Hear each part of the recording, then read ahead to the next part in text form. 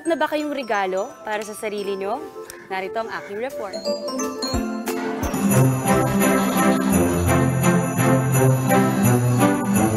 It's the time of the year para sa Christmas bonus at 13th month pay. Kaya naman ang marami nating kapatid napapaisip na kung anong pwedeng i-add to cart. Nakaka-excite kasing magregalo para sa mga mahal natin. Siyempre, may regalo rin dapat tayo sa sarili natin.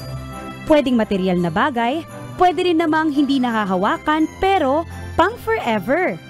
Life insurance is something that you can give to yourself, but you can also provide that for your family, and loved ones.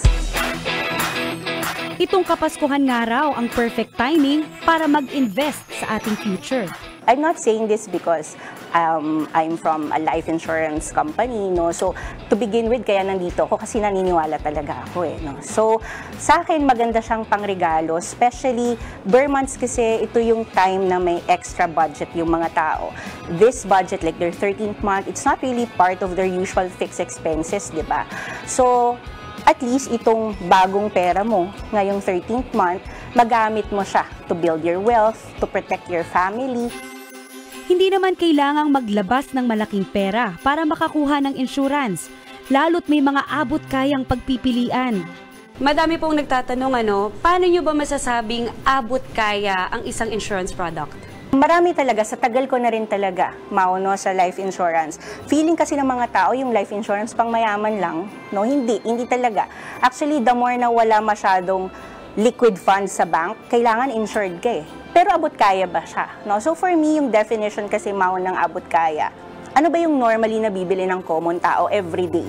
Like a coffee, like milk tea. Kung afford naman daw, ay hinihikayat na gawing prioridad ang pagiging insured.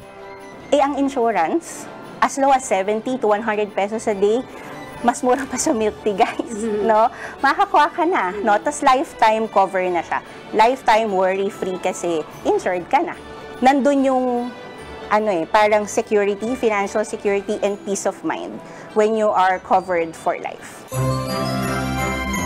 Importante raw ang guaranteed lifetime coverage para sa bawat policy owner. Meshasha, ano bang ibig sabihin pag sinabing guaranteed lifetime coverage?